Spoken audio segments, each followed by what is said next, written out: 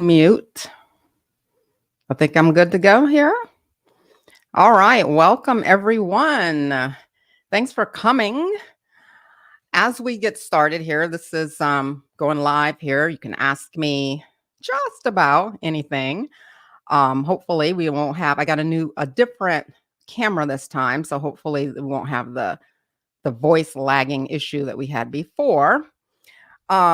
Before we get started with questions, I wanted to make a couple of announcements. So the first one, and I'm going to share my screen for this. Give me a minute here. All right. So the first announcement is I created, back when I started making videos in 2018, I got the big idea to edit my videos with music. And I have a number of them that people complained over the years that you can't hear what I'm saying because it's distracting. So what I did was, now YouTube allows you to go in and not edit out. You can replace video. It's kind of for the purpose of putting like foreign language tracks in, but you can put in a separate English track. So I took several of the videos that had all that loud music in the background, and I made a separate playlist. So if you go to my site, my channel, go to playlists, it's called Listen Without Loud Background Music. Try to make it pretty obvious.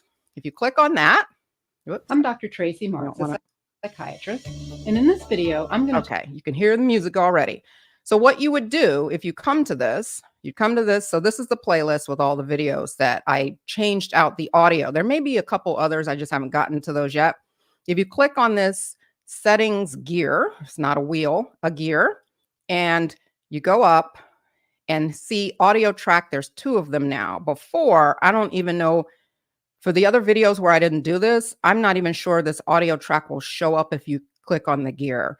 So it only appears if there's an option for you. So here you see it's English original. Then if you click, now you can go to the second one. So this is the original. Most of them will say English United States. I think one of them, it says something else, descriptive audio or something like that. You click on that one and then click the gear to get out of it. And then you can see, I'm Dr. Tracey Marks, a psychiatrist. And in this video, no more music. Yay. So all of these videos in this playlist have had that done to it. So that's how you would view those videos if you're interested. And just because, and this is my buddy Daryl here, who's helping me out. You can say hello to Daryl. So that's one announcement for those, because the information's still good. It's just bad editing. I was doing the editing myself back then. Another thing I wanted to announce is for those of you who have been to my mental wellness space store, it's mentalwellnessspace.store, and have tried to get these tumblers. It says sold out. This will be rectified by the end of March, but I had a quality issue with the company that was making these, and I didn't like the quality. So I have had them made at a different place, and it takes a while to get that stuff shipped and all of that business. So I will be replenishing these in the store. I use them myself. They're very good. You can't tell from here, and I'm going to put some better pictures up too when I get those in.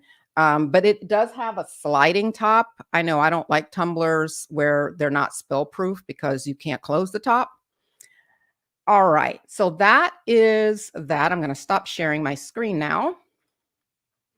And then the last thing is, before we start the questions, is this year, 2024, I have made more of an effort and commitment to have an email newsletter that brings you quality information and tries to keep you up to date on what's going on in the world of mental health. Sometimes there may not be anything exciting going on, and sometimes there is.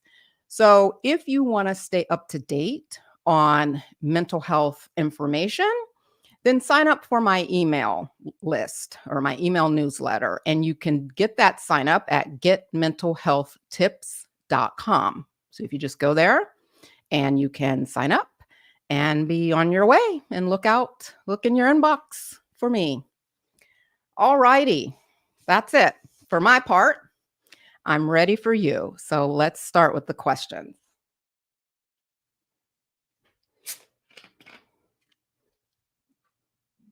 Okay, so Kristen says, your thoughts on Abilify for bipolar depression. Thanks for your question, Kristen. My thoughts on Abilify. So I think it's okay. Well, I shouldn't say it's okay. So before we had some additional options like Latuda and now Caplyta, Vraylar, Abilify was the go-to drug. At least for me, it was. I thought it did a very good job with both the depressed phase as well as the manic phase. I do think Latuda is a little bit better. It is FDA approved for bipolar depression, Latuda that is, and that's its main area where it does its best. Doesn't mean it won't help with mania, but that's kind of what it was FDA approved for.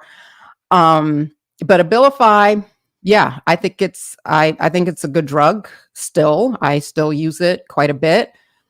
One of the things about it though is it is one of the ones that's supposed to cause less weight gain, and as such, it tends to be more on the activating side.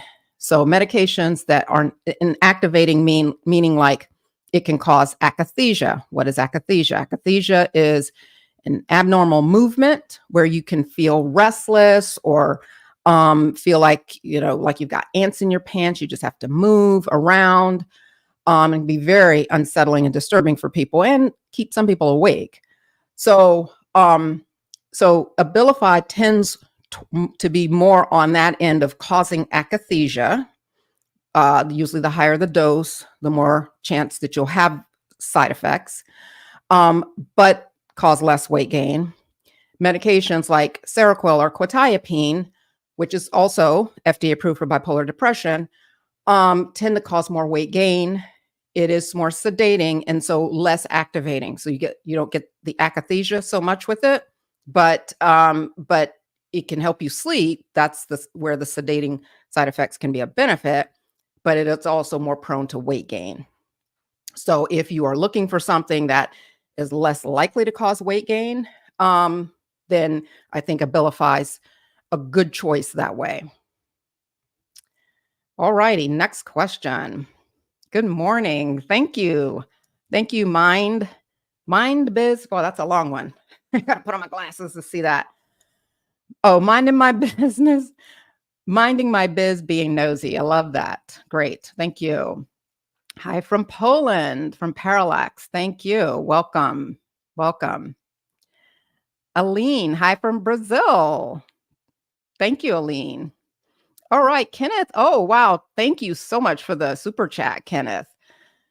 Kenneth says, I really appreciate it. Do you have any thoughts on how to reduce long-term benzodiazepine tolerance if you're taking them long-term, regularly, but infrequently? Think 10 plus years at a starting therapeutic dose with a 30 count prescription lasting approximately 6 months. So I take it that you're saying that when you do get a prescription for 30 pills, it lasts you about 6 months. And I think actually that is a great use of it. I will tell my patients that, they'll say, well, can I just get a prescription for Klonopin? And we'll talk about not using it all the time. And I said that, well, hey, and they'll say, so let me back up a little bit. So I think use that is less likely to lead to dependence, not tolerance. So there's a difference. So I'll get to the tolerance in a minute. Dependence is where you cannot miss the dose without having significant side effects. So you get withdrawal effects if you stop taking it or miss doses, you're less likely to have that happen to you where you can't go a day without it if you take it about once or twice a week. I think 3 times a week is kind of on that border, because then 3 becomes 4, 4 becomes 5, and then it's just daily after a while. If you figure that you're taking it twice a week, that's 8 pills a month, and 6 times, that's 8 pills a month. So what's that? 3 months, that's 24 pills. So a 30 pill prescription will only last you 3 months and some change. So if it's lasting you okay, there we go. I got blurry for a minute. If it's lasting you 6 months, then that means you're taking it on average once a week. I think, which is 4 pills a month, and then 6 times 4 is 24. So taking a benzodiazepine once a week has low chance of causing dependence, because you're going, 6 days without it and then taking it again on average, let's just say. Those 4 pills could also mean that you take it 3 days in a row and then don't take it anymore for the rest of the month. So it doesn't necessarily have to be once a week per se. So getting back to your question of tolerance. So tolerance, it's taking it infrequently also reduces tolerance buildup. So tolerance is where your body gets used to the effect, and the effect is not as great anymore on that same dose. So you have to keep going up on the dose to get the same effect you had before. So you take 0.5 milligrams, and that works for your anxiety. And then after a while, you're noticing it's not quite working well enough, and now you take an extra little half. Now you're taking 0.75, or you just take 2 of them, and now that's what you need, and that's your new dose now, because 0.5 doesn't work anymore. So I will tell people, or suggest to people, that not only do they not take it daily, or if, let's say, you're taking it for sleep, if you take it for a stretch of days, like 3 or 4 days in a row, then you take a break from it and see if you can go several days before you need to take it again. So breaking up how often you take it, helps deal with both tolerance issues of kind of stringing along how long it takes before you need to move up to that next dose, as well as dependence issues of developing withdrawal if you miss the dose. There are some sleeping pills. Not all of them are benzodiazepines, but I'm kind of throwing that in with this question. There are some sleeping pills like Zolpidem, Ambien, where you don't have to take it every day before that dose doesn't seem to work as well anymore, because the sleeping aids are notoriously stop working after a while, because you're relying on a sedative effect for your therapeutic effect. Well, medications that cause sedation, even though, oh no, what happened? Sorry about that. Oh, I had something kind of just pop up on my screen. Even though we're trying to, for sleeping aids, we want that sedating effect. All side effects, like sedating side effects, many of them will go away over time, because if you take something where we don't want it to be sedating, but it goes away after a few days. That's what we want. We want that to go away. So all that to say is, it's hard to get sleeping pills to last consistently for a long period of time, taking at the same dose. And oftentimes you'll have to take a break from them to reduce the tolerance effect and have that same dose work again. So I hope I didn't confuse you with my answer. Kind of the short answer is, really the way to reduce tolerance is to take it not that often. So have stretches of time in between the doses, and not take them every day. It sounds like you're already not doing that. And if you're still developing a tolerance, despite the fact that you only take it once a week, It just may be the nature of that medication. As I mentioned, zolpidem, you can take it twice, and then the third time you try and take it, it doesn't seem to work. And then you got to kind of give it some time before you go back and take it again. So there isn't a good answer for, I don't take it that often, but I still am developing tolerance. There really isn't a good answer for how to have that not happen other than taking a break from it. And you can do that if you're only taking it once a week. All right, Ella, hello from the Midwest. Hope everything is doing okay. Everything is doing okay. Thank you, Ella. All right, another super chat. Thank you so much. From MP, let's talk about it. Hi, Dr. Tracey. I've been diagnosed with anxiety disorder and a little bit of OCD. What is the best way to decrease those conditions to low or minimum? Anxiety and OCD, decreasing the condition. So that is a very long answer, MP, because there's lots of approaches to addressing anxiety and OCD. So, with anxiety, if you're looking at non-medication options, you're talking about doing things like practicing mindfulness, which is being in the present moment. And it also what you do for your anxiety also depends on what kind of symptoms you're having. So some people have a predominance of physical symptoms, and some people have a predominance of mental symptoms. If you have a predominance of physical symptoms, like you feel chest pain or tightness, or just feel kind of on edge, that's where things like breathing exercises, practicing mindfulness, that's where those things can help with those physical symptoms. Things that activate your vagus nerve.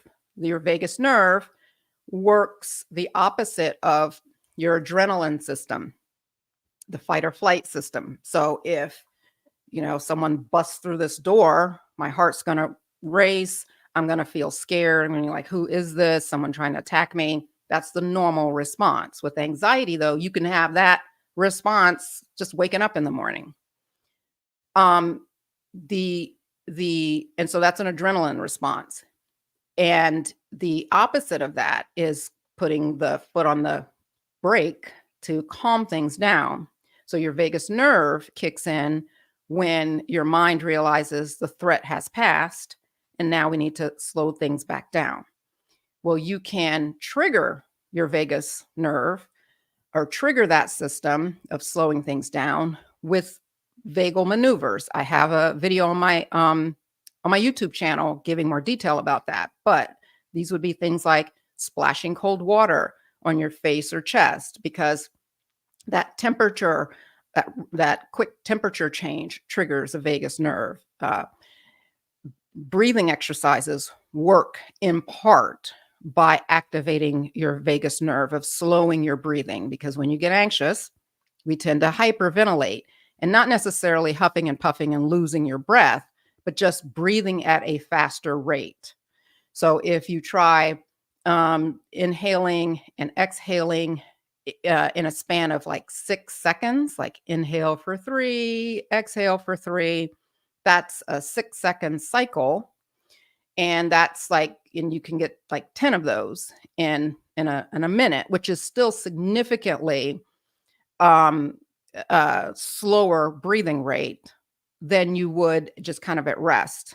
An average breathing rate at rest might be like, I don't know, 15 breaths a minute or something on average. But if you force yourself to slow your breaths, that can trigger a relaxation response. As far as addressing OCD type symptoms, that is multifactorial, as far as like whether you're trying to address the mental obsessions versus compulsions. So if you are someone who, let's say you get tense or anxious, and now you have to feel like you got to start checking stuff. I'll do that when I get anxious, going on a trip. afraid I'm going to leave my ID behind and get to the airport and not be able to go somewhere. I start checking stuff, check my ID about 50 times. Anyway, one way to reduce that is called exposure therapy with response prevention. That just means you expose yourself to the thing that triggers, say, the anxiety or the tendency to do whatever compulsion you're doing. So for me, let's say it's checking my ID, and prevent yourself from doing that. So I would make myself, like, let's say I, manufacture this or act like I'm going to the airport or something that would make me worry that I'm going to forget something. And I would force myself not to check 50 times, because the checking is not just for the purpose of, sometimes you do need to check, once or twice, and then you're done. But the checking for some people can become a self-soothing mechanism. And so you're still checking and you know that it's there. Like, let's say it's the ID issue. You know the ID is there, but you're checking because you're anxious and it's making you feel better. Well, that feeling better is a temporary improvement or a temporary feeling better, because what you're doing is you're reinforcing the anxiety by continuing to check, even though intellectually you know that you don't need to check. But that checking is making you feel better, and you're reinforcing the problem that way versus breaking that pattern of not letting yourself continue to do that. So that's just kind of a quick and dirty answer of some of the things that you can do. I have a book, Why Am I So Anxious? And you can find it on Amazon, and it has several activities, self-help related activities that you could do to address anxiety. And it even has a section in the back that gives you some ideas of all these tools I just explained. When do you use them? So for this, you use that. For this, you use that. And so I think that would be a great resource for you to go to look at what you can do for the kind of anxiety that you have, because what you do depends on what you're experiencing. And what works for one person doesn't necessarily work for the next person. So check it out. Why am I so anxious? All righty. Hi, doctor. Love your videos. Thank you. Thank you, Captain. Appreciate that. All right. Let me put my glasses on again. I love Dr. Marks and have recommended her channel to many people. She is great, and I've got a lot of great advice from her. Thank you. I don't want to, Boyardee. I know how to pronounce that chic, though. Thank you for that. Appreciate it. All right. Elizabeth, thank you so much for the super chat.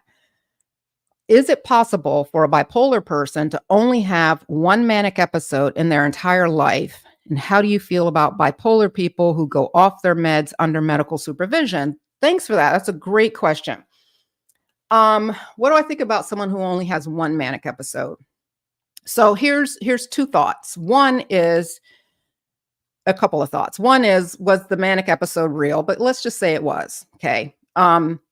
You could have a manic episode that is not from bipolar disorder, but is induced from something else, like thyroid disease. An overactive thyroid can give symptoms of manic mania. Certain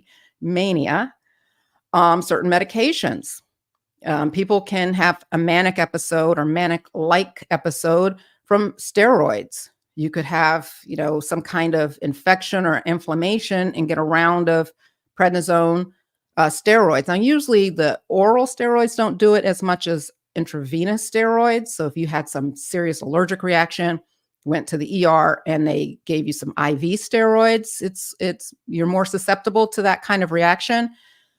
And there's some other medical conditions that can cause manic-like symptoms. So that's one explanation for how someone could have a manic episode and then never have another one.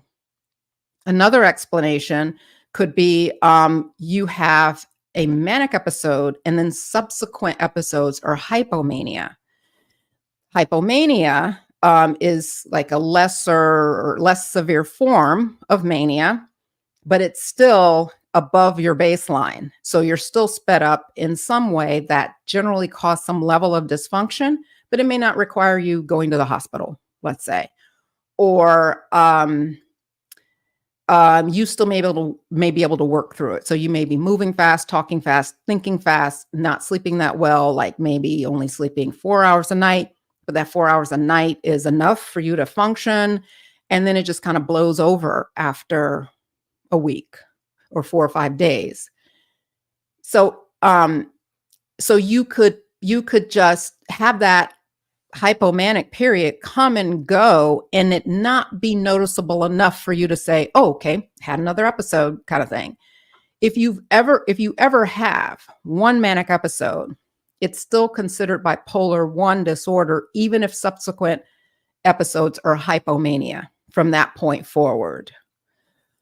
What's the distinction, or why does it even matter whether we call it 1 or 2? It's generally because it has to do with the outcome or what we expect to happen from that point forward, with manic episodes being more severe than hypomania. Bipolar 1 people tend to have more circumscribed episodes that have clean separations between the episodes. Whereas with bipolar 2, there is more of a tendency, not everyone, but more of a tendency for people to spend longer periods in depression and have their depression episodes just kind of not seem to have a real start and stop to them until they get out of it and go straight into mania or hypomania at that point. Or for bipolar 2, it would be hypomania at that point. So the 1 versus 2 distinction kind of has more to do with the trajectory of the illness and what it's expected to look like. So that said, still, so if you have one manic episode and then never have another, but all the rest are hypomanic, it just means that even though you would technically still be bipolar 1, your trajectory it may look different than someone else with bipolar 1, because you really aren't having manic episodes anymore. You're having hypomania and having probably longer periods of depression.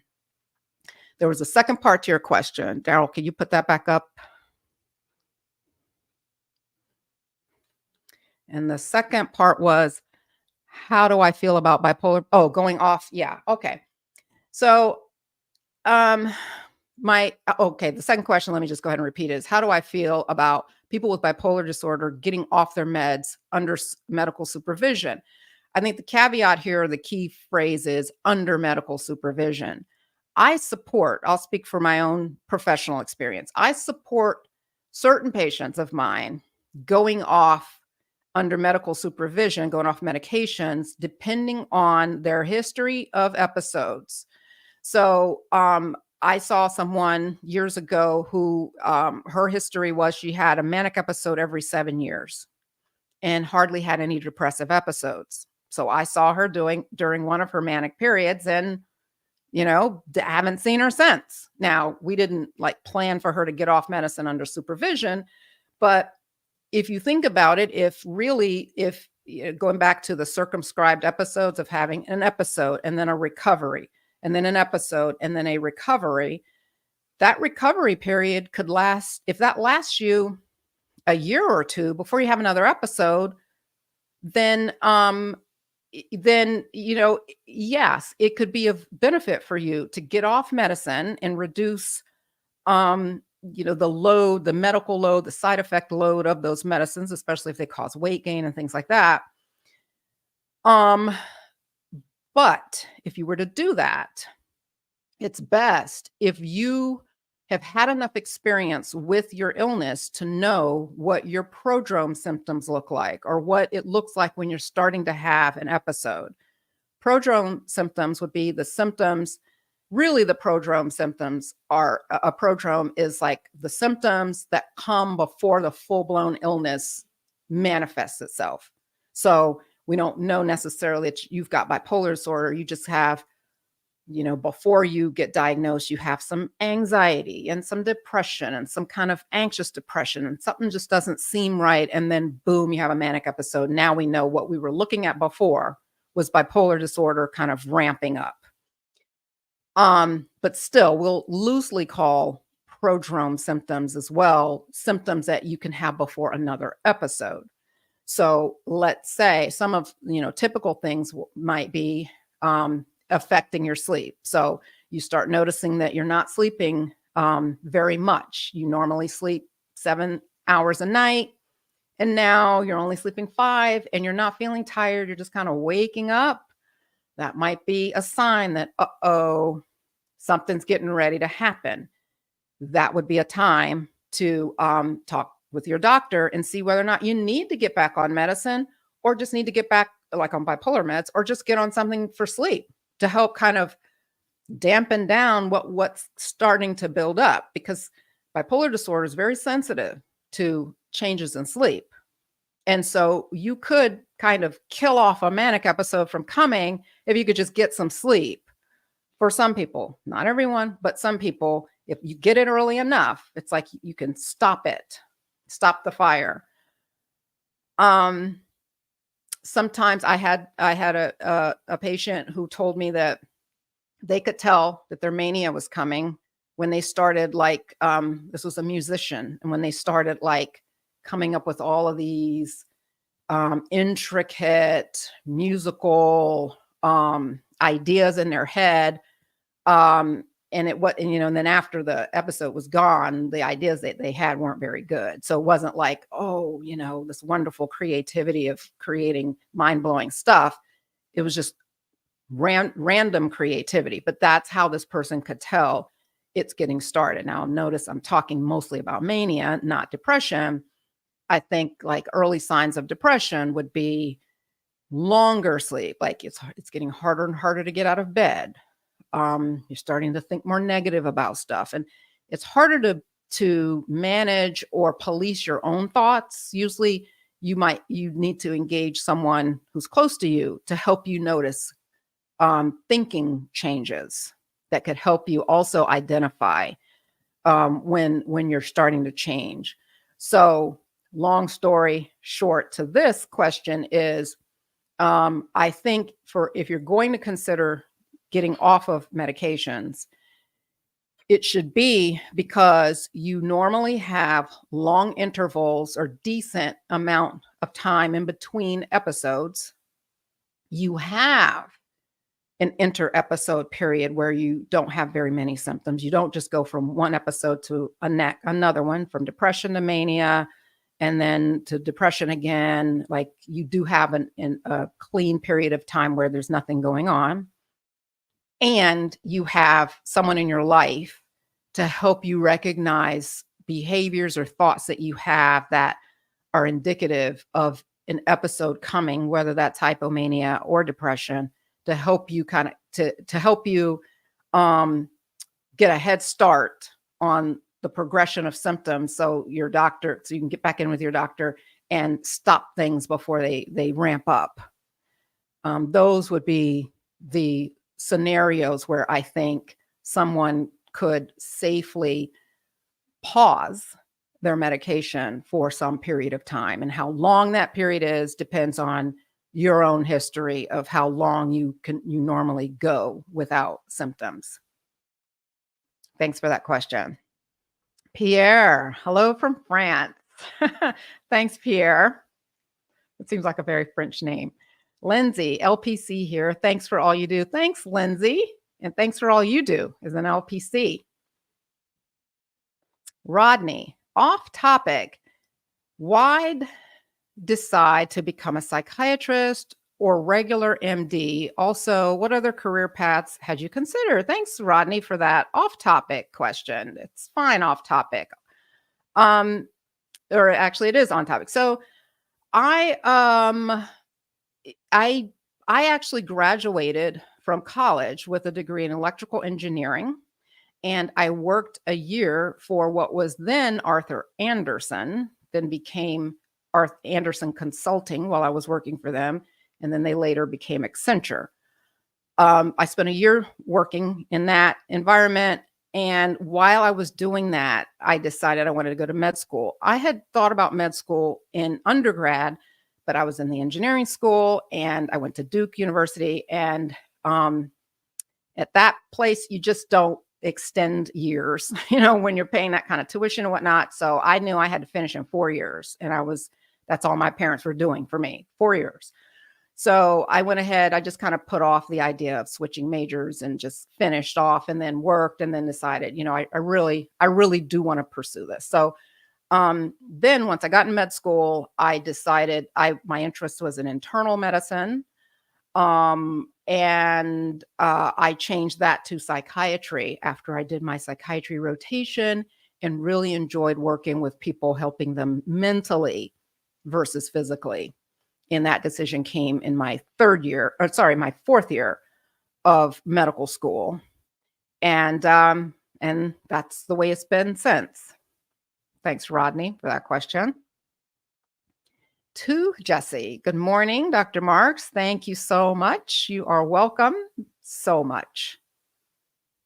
Okay, David, thank you so much for the super chat. Can you explain why intermittent fasting, along with low carb, keto-like diet and exercise, lead to elevated sense of well-being? It also made quitting alcohol easy for me. I seem to need all 3. Very good. Excellent. I'm glad you had that outcome. So with intermittent fasting, and then low carb and keto-like, all right, and exercise. Wow. You're doing everything here. So intermittent fasting, the idea with intermittent fasting is that you are giving your mind and body a chance to do its repair work, regenerative work, and things without having to attend to digestion. So, it's kind of like, say, a warehouse type place or a Walmart. They have to close the doors at some point to allow for restocking and things like that. I guess a lot of times that stuff happens at night. So if you think of your body and mind that way, we need downtime to regenerate, restock, synthesize information learned during the day and apply it and so on and so forth. Okay.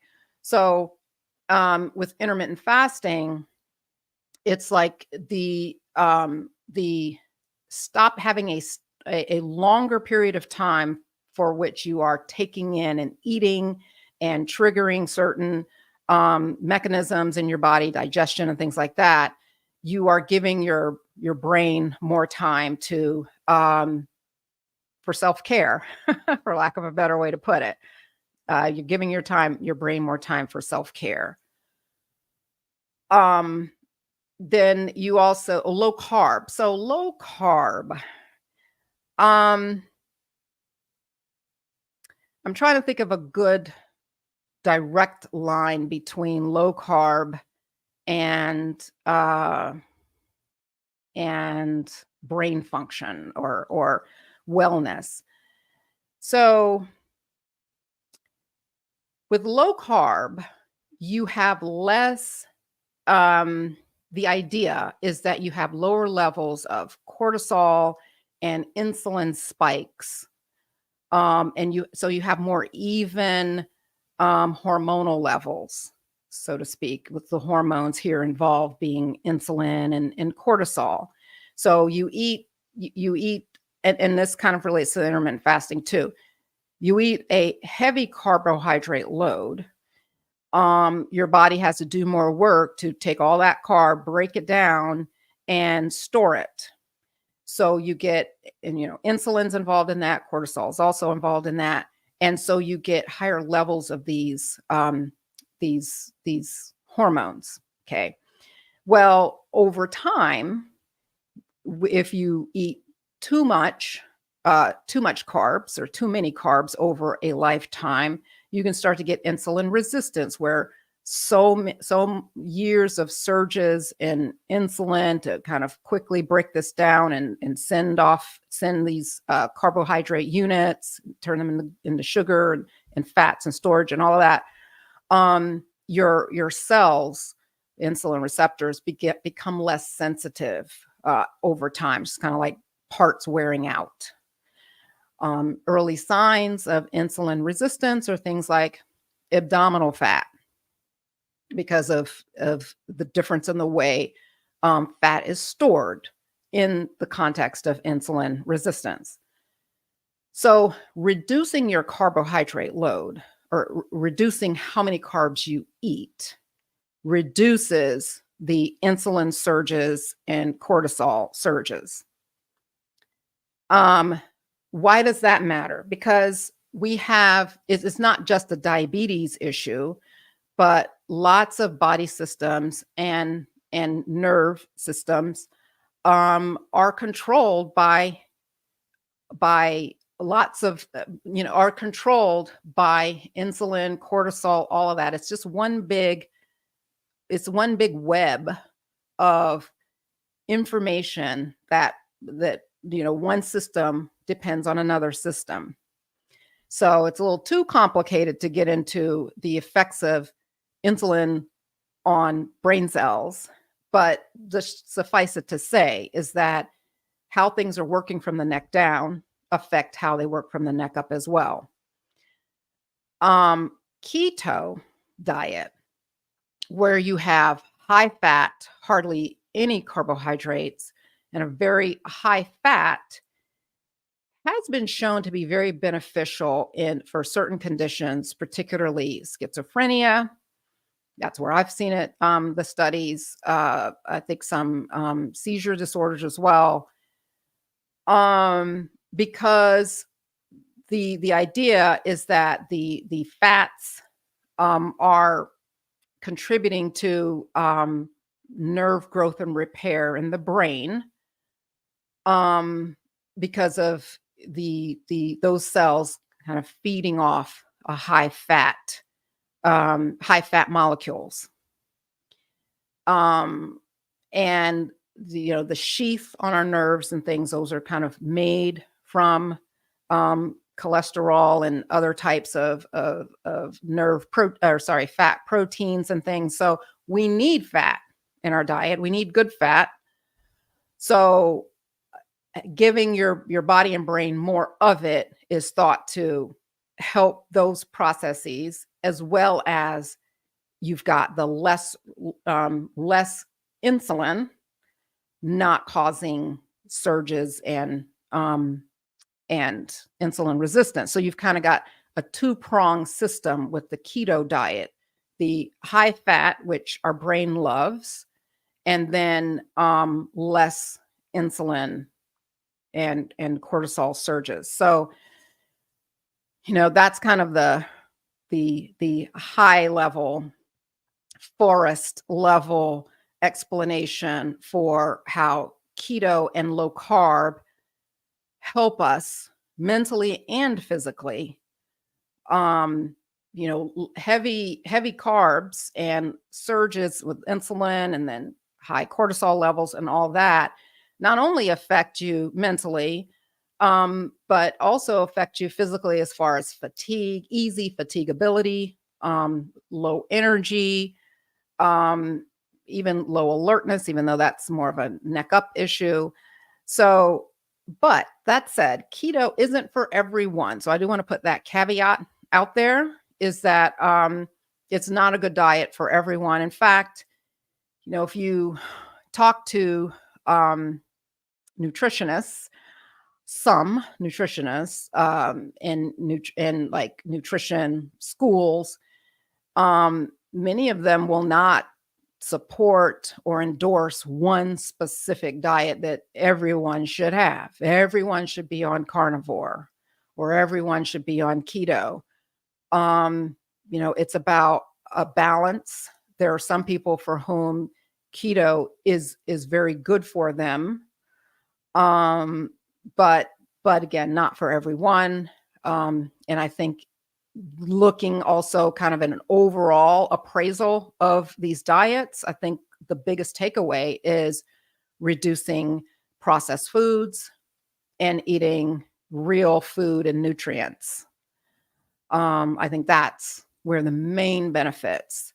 And then when you branch out off into whether it's keto or paleo or Mediterranean or, anti-inflammatory, all of those differences, they serve some people for certain things. Gluten-free. Some people need gluten-free, and not everyone does. So, all right, I'm rambling. Sorry about that. All right, Preppy. Dr. Tracey, thanks for all you do. Thank you, Preppy. I appreciate it. Love this, doctor. Thank you, Tasha. Thank you so much. And Pierre, again, from France. Okay, Joey. Would you make a video on new studies about psilocybin and bipolar? Thanks for that, Joey. I could when I see some good information about psilocybin and bipolar disorder. Most of what I've seen is psilocybin mushrooms treating depression. And I could go on about that because I get very excited at that prospect. What gets me so excited about the prospect of psilocybin treating depression is the studies. So Compass Med is one of the companies that's kind of at the head of the pack. They're in phase 3 of their clinical trials. And then the next step, once that gets approved, is applying for a new drug application called an NDA. So where am I? Okay. So they are heading the pack. And so they are showing depression being treated with one. And then there's another, I think, set of trials they're doing of people being treated with 2 doses, 1 or 2 doses. And one of the studies that I've seen, the effect or the improvement in the depression lasted up to 18 months. Now, further studies may show, further long-term studies may show that it lasts even longer than that, but at least that's what I've seen so far, 18 months. And not only that, but these people had a difference or change in their outlook. It's like opening your mind to having more flexible thinking. So not only, I know that the psychedelics, psilocybin being one of them, are acting on the neuroplasticity concept or system where it changes wiring in the brain, changes the way that the cells communicate with one another, versus replacing serotonin or replacing chemicals, brain chemicals. Okay. I've also seen some suggestion that certain of them, like psilocybin, being called not neuroplastic, psychoplastic. That's a term I just recently heard. Psychoplasticity, which is changing people's personality because of the way that these drugs can affect your psychological flexibility. If we had something like that can change people's deeply ingrained personality traits that cause relationship problems because of the way they behave and believe, that's almost like Nobel Prize level as far as I'm concerned. So I don't know if we're there yet. That was just kind of some stuff I read about, but the basis of it is sound. Of if these drugs, if it does bear out that people's mindset and attitude shift as a result of 1 or 2 pills, that could lay the groundwork for further looking into, can you change personality disorders? Can we treat personality disorders with psilocybin?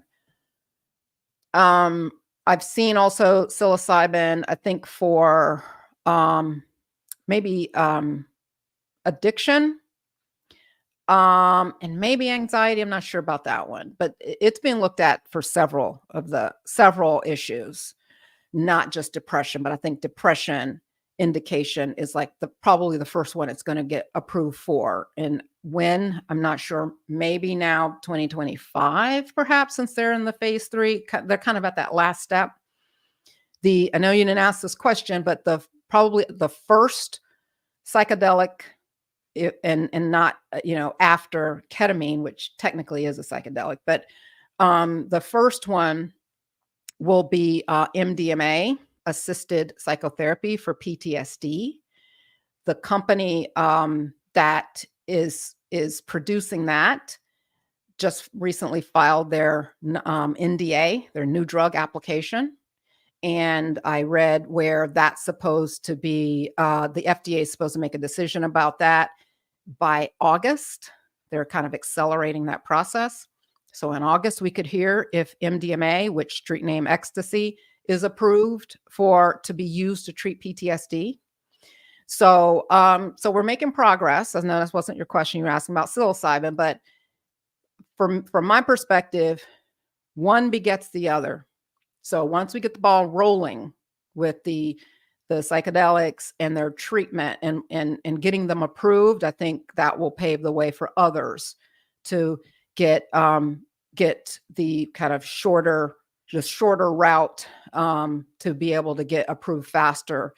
I mean, it can take some of these drugs 10 years in the pipeline of development or even more. Compass Meds has been working on psilocybin since early 2000s. So we're talking 20 years for them. So hopefully, these others now, there's a whole lot more research going on many of the psychedelics. So hang in there. All right, Anthony.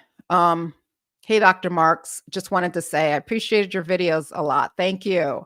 Oh, and one more thing thank you so much, Anthony. I want to make sure I actually answer the question. Will I make a video about it?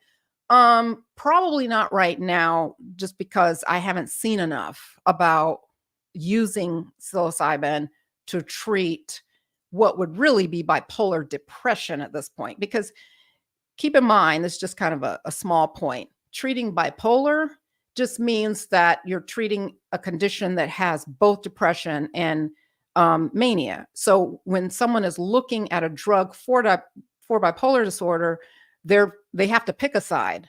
What are they looking to treat here? Are they looking to treat depression or mania, or both? Because many of the antipsychotics will treat both phases. But to kind of quickly get something approved, they'll usually pick one of them. And so since psilocybin has shown effectiveness for unipolar depression, I think if they were try and branch out, then they'd probably be looking at bipolar depression, but that still doesn't necessarily mean it would treat mania, the manic phase. Okay, next question. Okay, what? I should just leave my glasses on, but then I can't see. Jacquees, I hope I'm pronouncing that right. Armstrong, thank you so much for the super chat.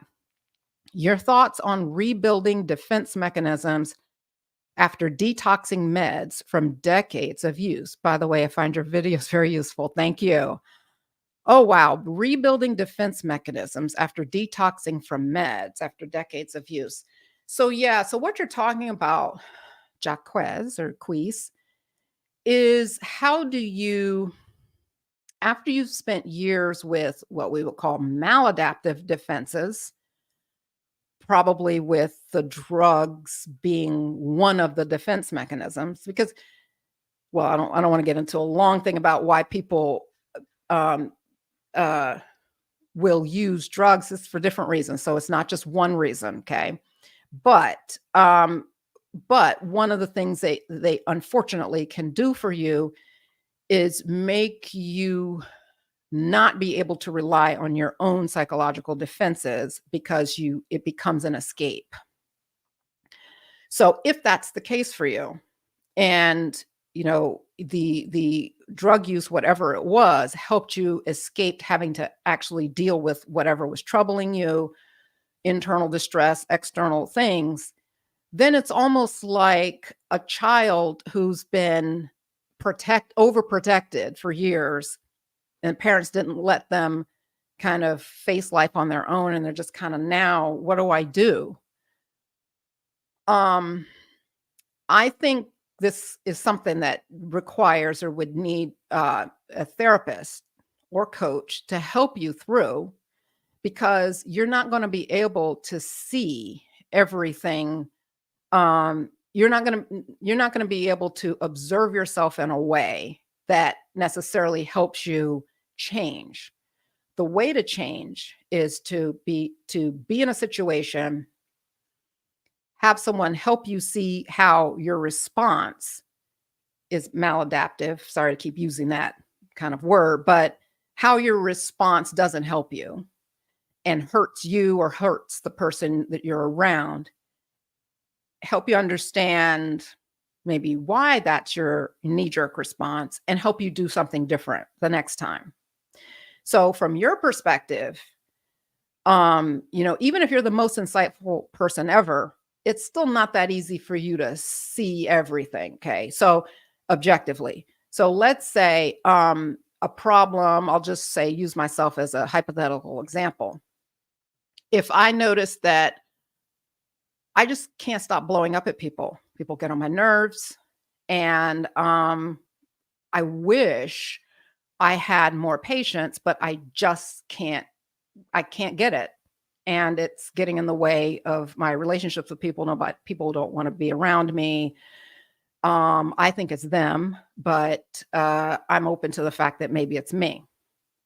Well, I might not be able to see that the things that are triggering me are things like, someone expecting me to do something. Well, I get mad, but I'm getting mad because I feel like what they're asking me, they're not really taking my needs under consideration. I feel exploited every time someone asks me to do this thing. Well, why do I feel exploited? The person's just asking for something. Well, it's because usually when someone has asked me to do this, I don't set enough boundaries and I do too much. And then after I do all that stuff, I feel exploited. Well, the problem isn't that person asked me to do something. The problem is I didn't set boundaries enough to keep myself from overdoing, you see. So I'm not necessarily going to be able to just kind of sit at night and figure all that out. A therapist could help me see that connection and see that, okay, well, this person only asked you to do this. Why did you do all this other stuff? Well, because I thought this and I thought this and I thought this and I thought this. Why did you think that? Well, maybe it's because I was projecting. That's what I would want them to do for me, but that's not what they asked. So you see what I'm saying? It kind of can take, sorry about my camera getting like in and out. I'm going to keep doing this. I need to get some better equipment. Okay. Anyway, I'm not going to necessarily, it kind of takes someone to ask questions, like hear the situation. And this is kind of like what could happen on a therapy session. Hear the situation. This happened. This person asked this. I got mad. I stomped off and I did blah, blah, blah. And then have that other person ask questions about my responses and my reactions. What was I thinking? What assumptions was I making? To then help me uncover assumptions I make that are wrong assumptions about people's intentions, negative thoughts I have about myself that need correcting.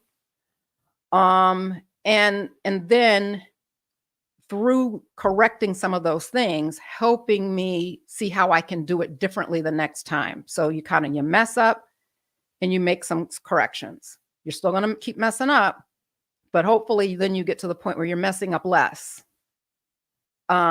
Because some things about yourself, you just aren't going to necessarily be able to clear out. Now that I'm not using anything, I'll never, do whatever X, Y, Z. I won't ever do that again. No, you'll still stumble, But if you have the insight to understand why you jump to this conclusion or why you make these assumptions, you can gradually over time chip away at some of those negative assumptions, negative thought patterns you have, and consider other options and do things differently. So if someone asks me to do something and I only do that, I don't assume that they're trying to take advantage of me. I only do that. And I only do what they asked. And I work with myself not to feel guilty about not doing more, because I would normally do more and then get mad that I did more and pin it on that person for making me do more. And they didn't. They only asked for this. So that's my long explanation for how you develop more productive coping mechanisms, more adaptive coping mechanisms, because coping mechanisms or defense mechanisms are ways that we deal with internal distress about things. And I think and managing that also has to do with your threshold for distress. So if you're easily distressed about something, it's not just about having a good coping mechanism to deal with that distress, but it's about changing your mindset about someone or yourself so that there's less upset, there's less distress as you kind of step through life and have situations and issues and conflicts. All right. I hope that helped. Amo, I just wanted to pop in to say we greatly appreciate you, Dr. Marks. Thank you, Amo. Thank you. I enjoy being here. Omar, got to get to work. Thanks for everything. You're welcome. You can catch this on the replay and see what you missed. All right. Liz says, and happy work for you. Liz says, Dr. Tracey, thank you for explaining everything so clearly and detailed and for sharing your knowledge. So nice to know there are intelligent and sensitive people like you out there helping others. You are welcome, Liz. This gives me a lot of pleasure. And make these kind of live videos more frequently. Thank you. I was actually going to ask or suggest that people put in the chat or comments whether or not they want more of these. I'm planning on doing one more in March, on March 13th. I might as well just go ahead and make that announcement. And then, because I had committed to do 3. And I said, I'm just going to see how this goes because, yeah, I don't normally do live streams. I'm going to see how this goes and how well they're received. And if people like them, then I can do more in the future. But I'm definitely going to do one more in March. And let me know if you guys like this. Jennifer, thank you for the super chat.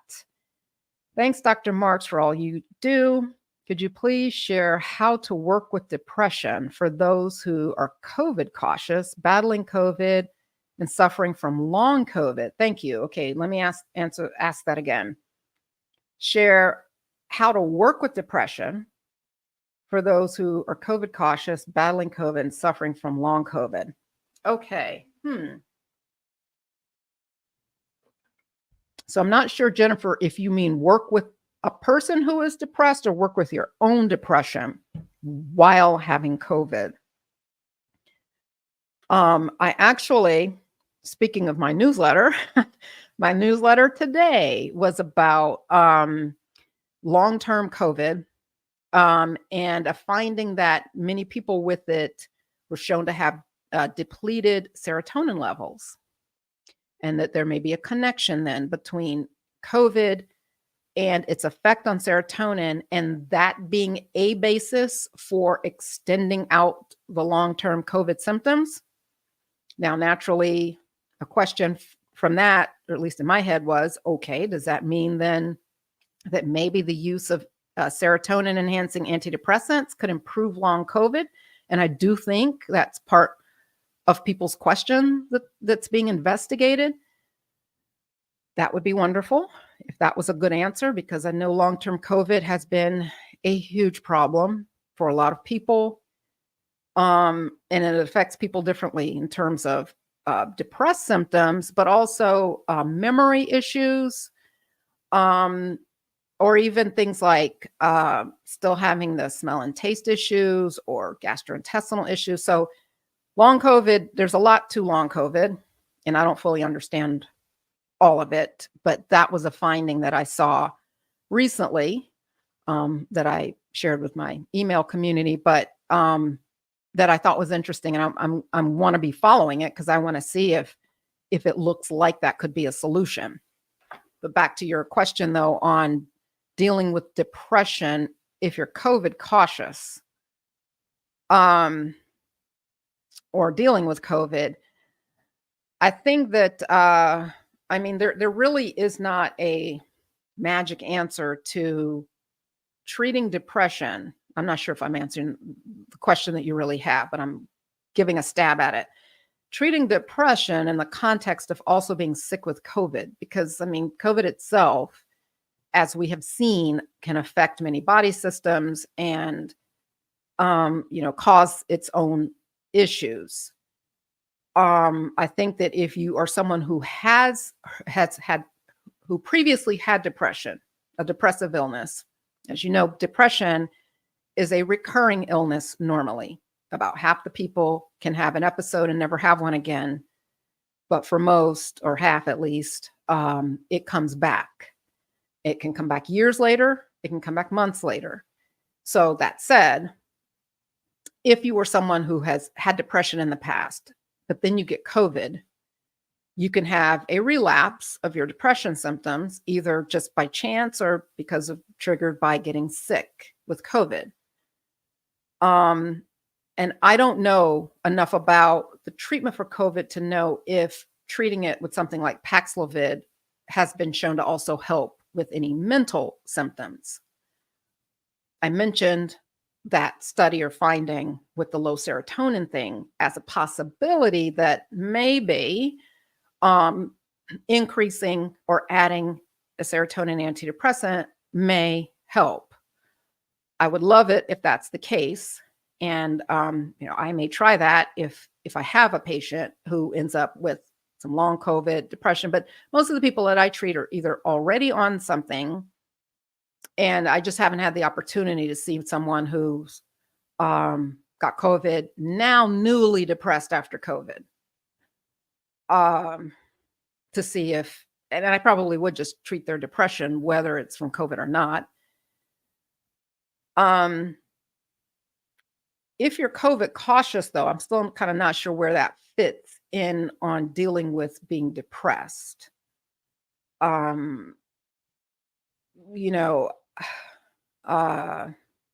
I'm not sure. Maybe you could clarify a little bit if you can get back in the chat to clarify what you mean by that, COVID cautious, and whether you're talking about helping someone who's depressed if you're COVID cautious or if it's your own. Donna Reed. Hi, Dr. Tracey. Thanks so much for your videos and knowledge. Can you recommend books on ADHD in women? Ooh. The short answer is no, I can't recommend a specific book. I know there are lots. I just don't have one off the top of my head that I know about.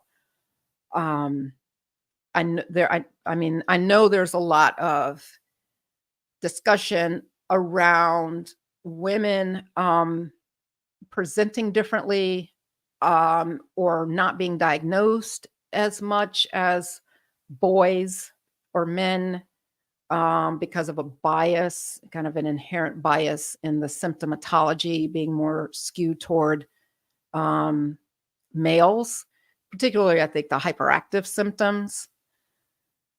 But recently I was on a website that was just talking all about that, and I can't remember what it was. I'm sorry. I do a lot of searching and scanning and stuff, and I don't always write stuff down. Age O Truth. I love that avatar. Love you, Dr. Marks. Came in late, but please have more of these live chats in the future. Okay, thank you for that vote. Thank you for that vote. All righty. Matto thinks. Another super chat. Thank you, Matto. I really appreciate you. Hi, doctor. I'm diagnosed with schizoaffective but have doubts. It was changed from bipolar. I've only had one psychotic episode 16 years ago, occasional mania. Is it common to only have one psychotic episode with schizoaffective? My doctor is very vague. I'm on Abilify. Great. Thank you for that question. Kind of similar to that, like, what if you've only had one manic episode? So schizoaffective disorder is like a combination of schizophrenia and a mood disorder, whether it be unipolar depression or bipolar disorder. The criteria is such that you have the presence of psychotic symptoms and then the mood symptoms. So let's just say if you're schizoaffective bipolar type, okay, so that's how it's termed, schizoaffective depressed type or bipolar type. If you're schizoaffective bipolar type, the idea is that you have psychotic symptoms that meet the criteria for schizophrenia, and you have mood symptoms, and then so you have, your bipolar disorder, bipolar symptoms, and that can happen at the same time that you're psychotic. But you do have to have a period of, I think it's at least 2 weeks, long time since I looked at the criteria, but I think it's 2 weeks, where you have just psychotic symptoms and no mood symptoms. Because otherwise it could be difficult to tell the difference between someone who's psychotic because of their bipolar disorder. With bipolar disorder, whether you're depressed or manic, you can be psychotically depressed or have psychotic symptoms when you are manic. So if you don't have this period with no mood symptoms and pure psychosis, then it could just be psychosis from your mood state, whether that's depression or mania. Now here's another distinction. With schizophrenia, because I mentioned it's like a combination of schizophrenia plus bipolar disorder. Schizophrenia is more than hallucinations or delusions. You have to have at least 2 different kinds of psychotic symptoms. And the kinds include hallucinations. So you see things, hear things, feel things, which would be tactile, I guess, hallucinations. Olfactory hallucinations, very unusual, but that's smelling things that don't exist. And then gustatory is tasting things that aren't, when you're not really, don't have anything in your mouth. Those 2 are kind of the least common, but visual and auditory, hearing things, those are the more common. That's one. So hallucinations, delusions, believing things that are not true or just not plausible or aren't real, despite evidence to the contrary. And then a thought disorder. A thought disorder is when someone's thinking is disjointed in a way that makes it hard for you to follow their train of thought. And they may have trouble even following their train of thought, or thoughts just drop off. So on the receiving end of someone who's talking to you who has a thought disorder, you may ask them a question and they say something that sounds like it's kind of related to what you asked, but not really. Like I could say, where did you go yesterday? And they could say, well, yesterday is, yesterday. And the train went down to the station and, went into, they could be like quoting some song or something. And you're like, wait, what's that got to do with anything? But in their mind, yesterday they did get on a train and they went somewhere and then they came home and, watched some television. But you can't tell that from them just saying, yesterday once more and, the train left the station. Like that doesn't make any sense. In their head, it makes sense though. And it could be a lot of stuff like that, like these kind of, we call it tangential thinking. It's like tangentially related. It's kind of related, but not, it's off. And then so that's the third thing. disorganized thought, which is reflected in disorganized speech, and then grossly disorganized behavior. So this could be, the person's pacing a lot. They are, kind of a classic example, smearing feces on the wall. Like, why do people do that? It's because, something in their head is making them kind of use it that way, kind of like artwork. Poorly taking care of themselves. I mean, the disorganized behavior is pretty disorganized. It's not just, oh, I lost my keys, disorganized. All right, so those are kind of the four major categories of psychotic symptoms. For schizophrenia, you need two. So with bipolar disorder, people, if you get psychotic, you may not have two. You may be delusional, and you may see some things. So you could have two, but it's not you don't always, and you don't always get psychotic with mania or depression. That's an intensity severity issue of that particular episode. Severe depression can cause psychosis. And severe mania can cause psychosis. So I went down a rabbit hole a little bit, I think, but I think your question, can you pop that question up again?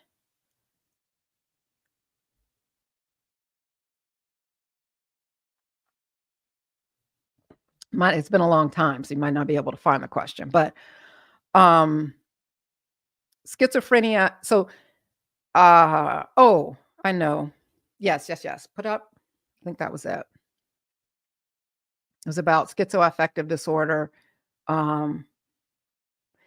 So I guess without having the question come back up again, how would I know that someone really has schizoaffective disorder? You were saying that you're not quite buying it.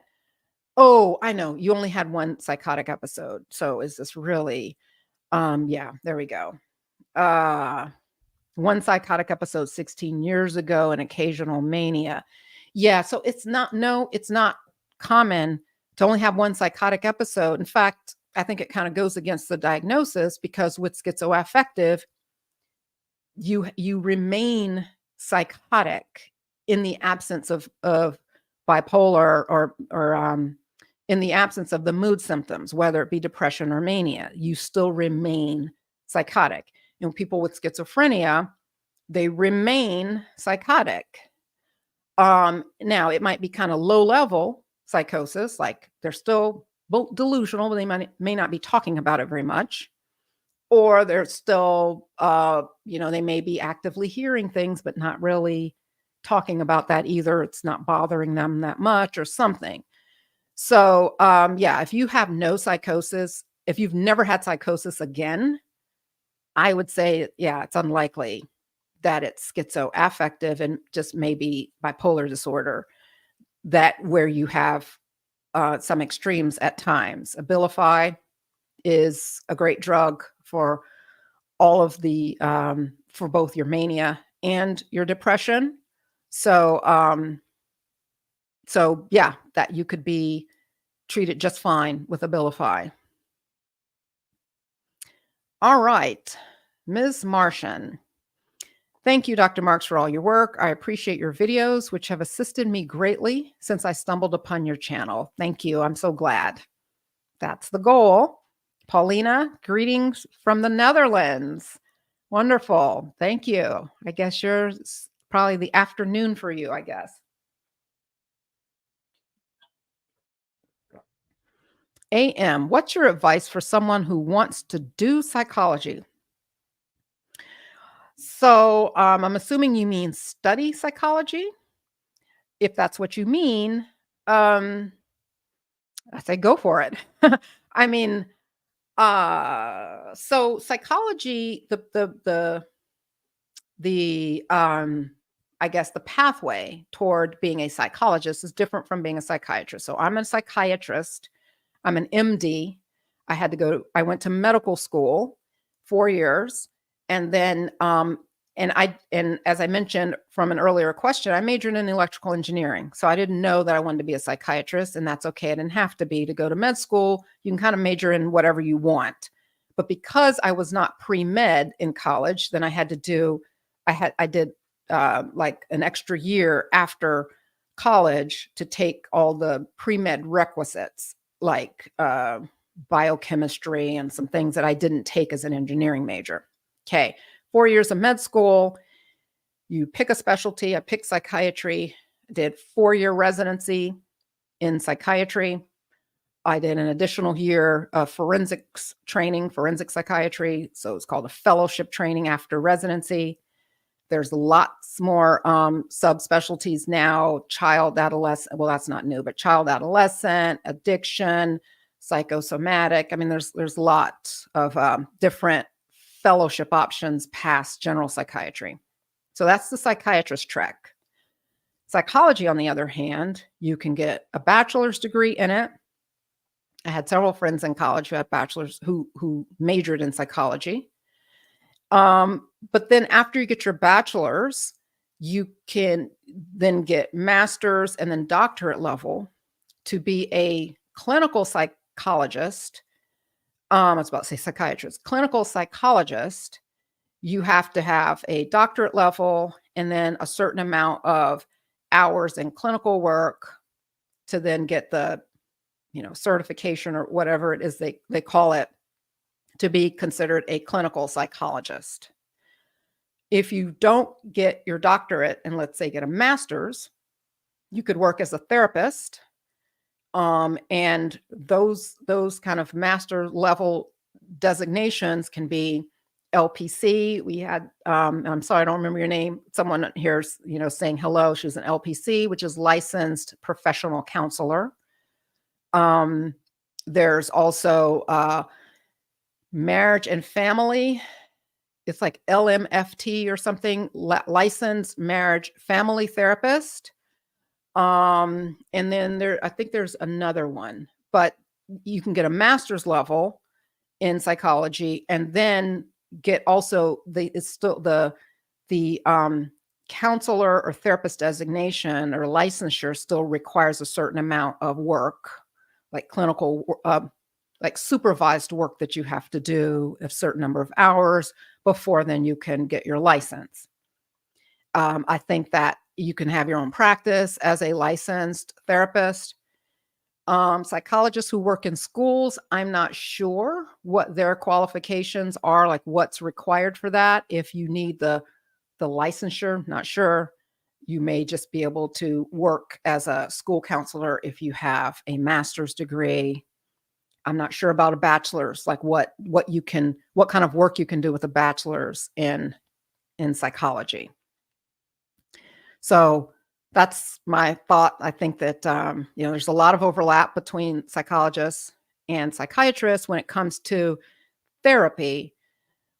One of the kind of the main areas where we deviate would be like psychiatrists. We get very little training on testing.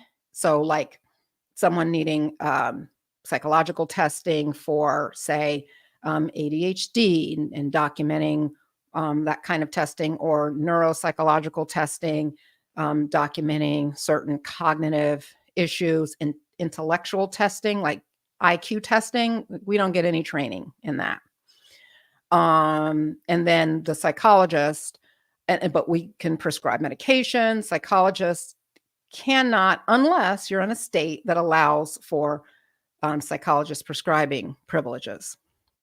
So anyway, that's my thoughts about psychology, but it's fascinating. I love it. All righty. Stan Grande. Thank you so much for the super chat. Hi, Hi, Dr. Marks. Do you think media technology has increased ADHD? Also, how do you deal with feeling like you are just lazy when you actually have a diagnosis? Yeah, thank you for this, Stan. So, keep that question up a minute. I wanted to add one more piece to the question about psychology, and I was kind of making the distinctions between the two. I think I saw this in a comment. Psychiatrists do get training in therapy. It is a required part of our training. Like we have all these little things that are required for a training program that we have to have been exposed to. So I just wanted to put that out there that psychiatrists do get training in therapy.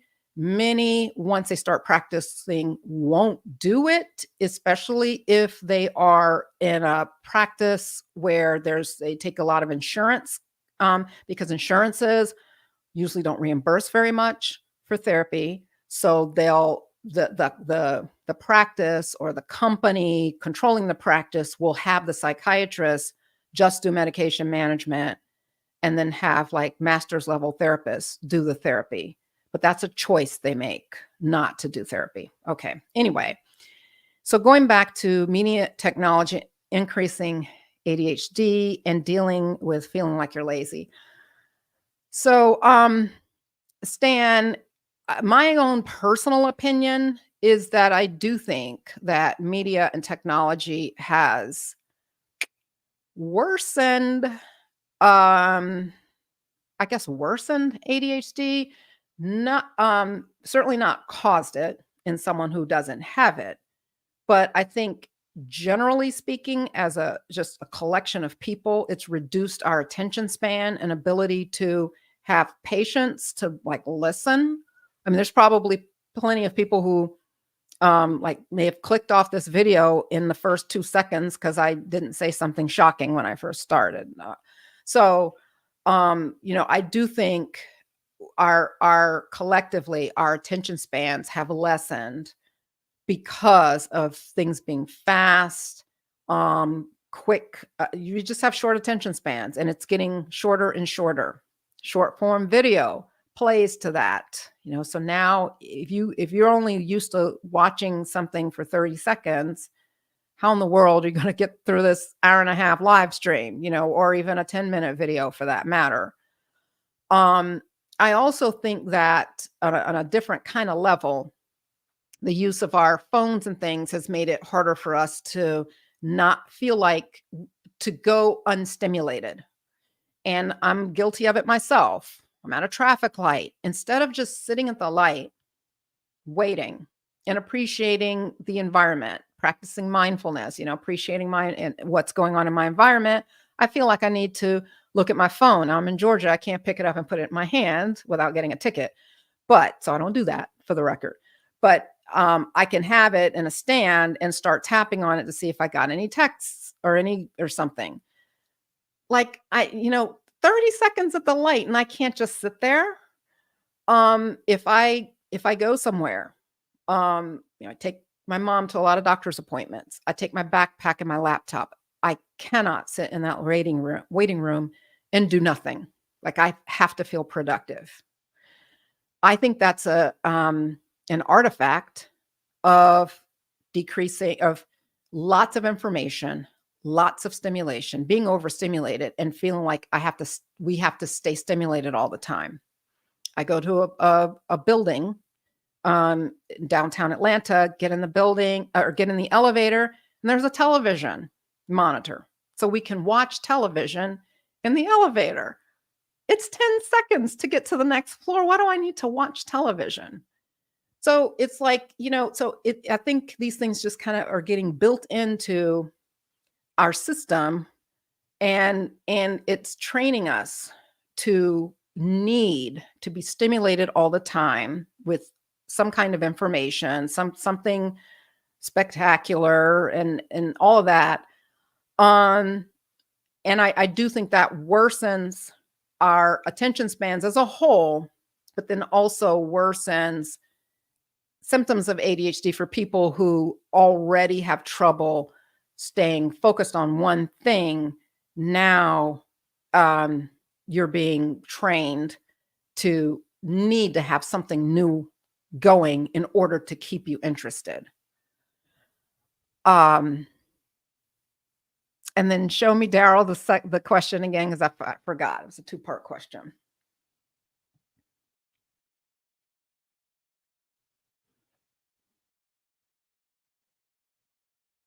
Oh, dealing with feeling like you're lazy versus having a diagnosis. So Yeah, this is tough. It's going to take a lot of self-talk. So in the absence of therapy to help address your personal narrative, the things that you tell yourself about this, because part of it is what people say to you and part of it's what you think about yourself. If it had nothing to do with what you thought about yourself and it was all what people said, you could fight against that by just kind of blowing them off. But you internalize it because of what you also think about yourself. And it's easy for someone with ADHD to feel flawed, to feel not enough because of the struggle. Things that other people can do easily, you can't do. You get an assignment and someone says they read a book in 2 days or read this thing in 2 days. I know I'm a slow reader and I'm like, this isn't, I don't know how you do that. I can't read. I'm having trouble after 2 paragraphs. But I'm an adult, full grown adult now, and I can get over that. But the messages you can get as a child, seeing the discrepancy between other people's capabilities and yours can make you feel like you're the one with the problem. You're less than, you're not good enough, you're not very smart, all of that stuff. If you're an adult now, you've got some work to do to overcome or to undo all of those negative thoughts you have about yourself, that you're not good enough at something just because of laziness. And even if you didn't believe it was laziness, you could still struggle with this of just the flawed idea, like there's something wrong with me and not being good enough. So whether it's lazy or just inept or inadequate, I think both of those messages negatively affect or can negatively affect the person with ADHD and affect how you respond to or react for future decisions. Like, I may not put myself forward for some position because I don't believe I'm capable, because I'm not very good at this, or I lose stuff a lot, or I can't be trusted for this. And especially if people reinforce that by telling me that they can't rely on me for something. And I want you to be able to rely on me, but you can't. I mean, I know you can't because I keep messing up. I keep being late, or I keep doing this, or I keep forgetting, and that kind of stuff. So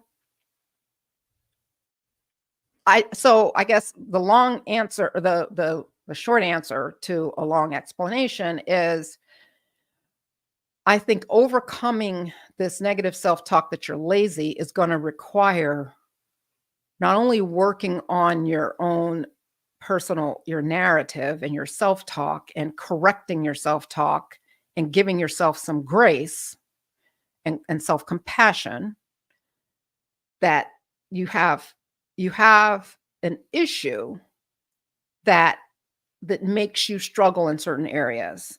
And these aren't you have certain parts of you that are not strengths. And you've got to play to your strengths more than your weaknesses. The weaknesses are consuming you and holding you back. How can you be in a place that utilizes your strengths, and your strengths help you do well in that position?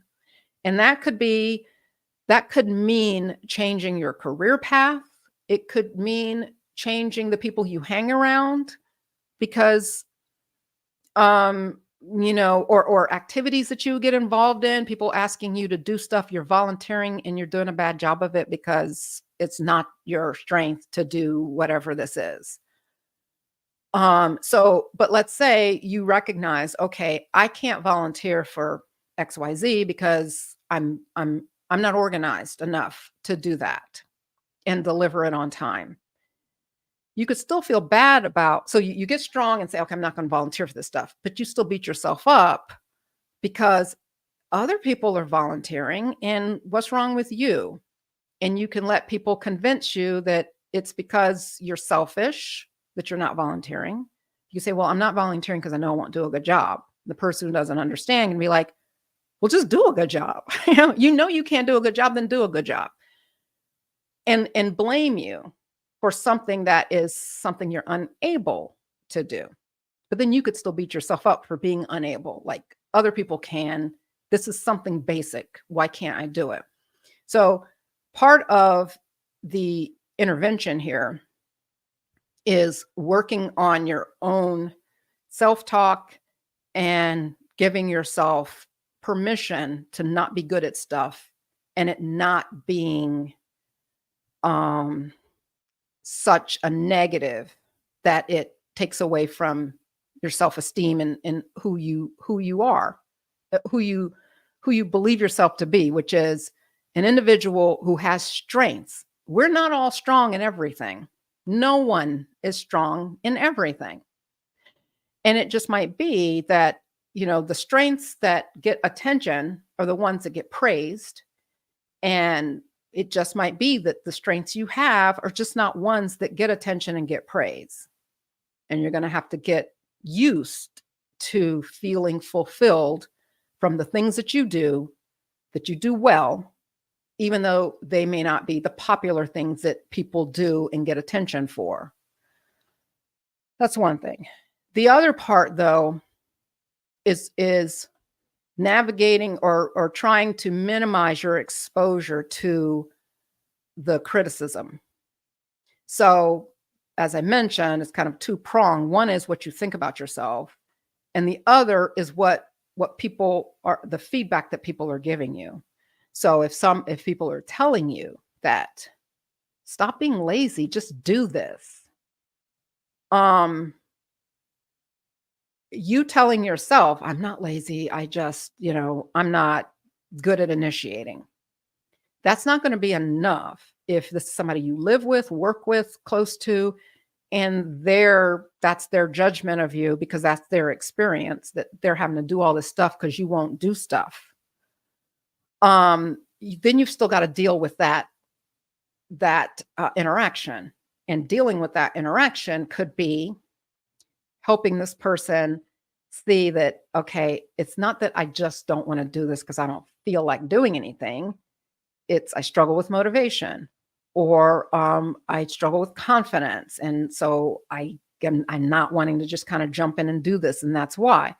Then maybe you and that person could have a discussion about how you can help meet their needs in a way that plays to your strengths again, going back to that issue. And I'm kind of thinking about like a couple, partners, husband and wife, live together, partners, whomever, but people who you do, where the other person's needs matter. It's not just you saying, well, this isn't my strength, so, oh, well, you go do everything.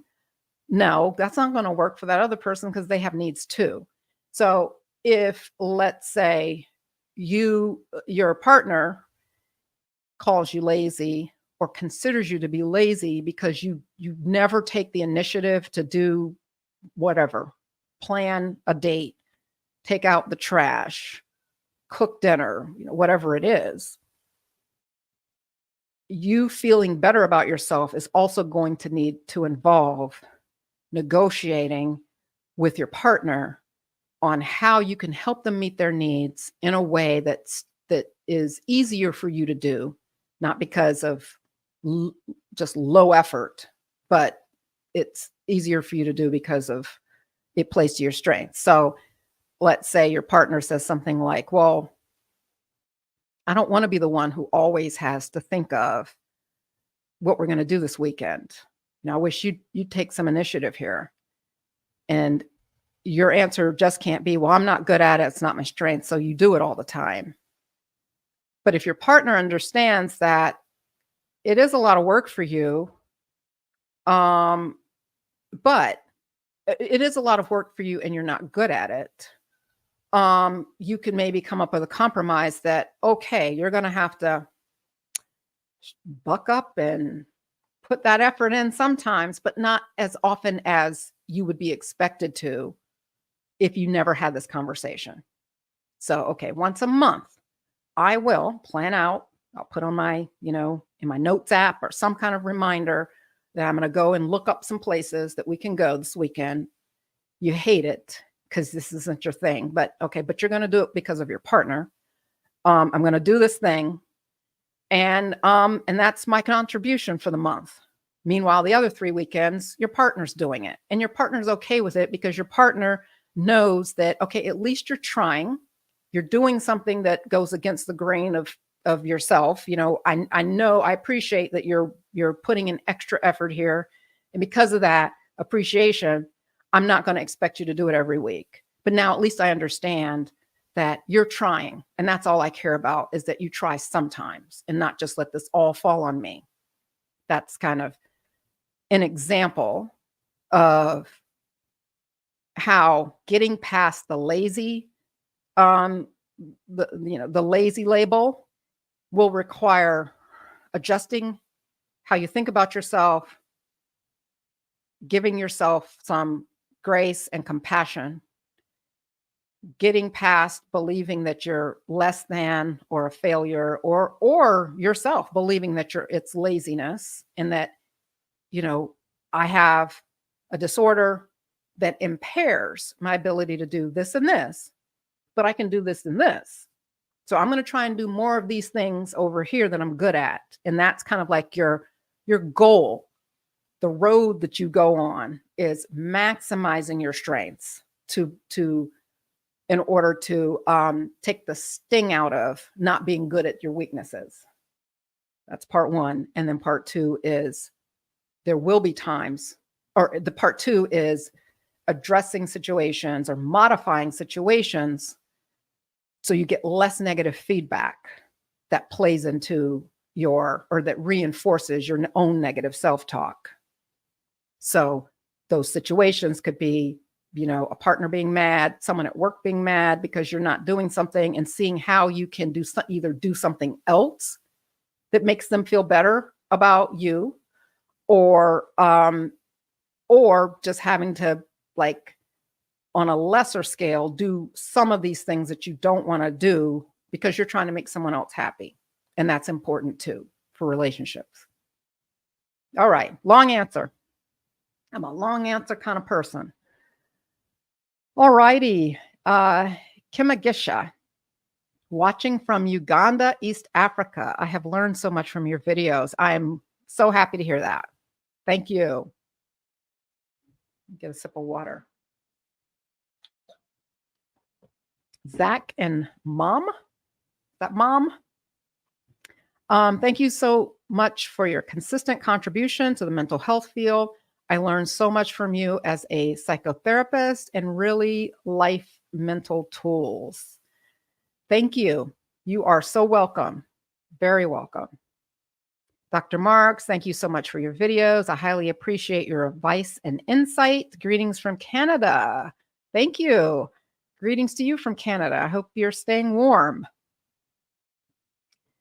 All right, we have another super chat. Wowee, no place like cheese. Thank you so much for your generosity. No place like cheese. Hi, Dr. Marks. Your videos have been very helpful for me and my friends. Ooh, thank you so much. My question is this: heart rate goes up when taking Adderall, right? If so, will heart rate eventually return to baseline if Adderall is taken long term? Good question. So any of the stimulants, I was going to say particularly the amphetamines stimulants, but the methylphenidate can do it too. Any of the stimulants can increase your resting heart rate, okay? And that increase is normally while you are taking the medication. So if you took it, say, twice a day for 7 days a week, it might be that your resting heart rate only goes down to, say, or it only reduces to the baseline while you're sleeping.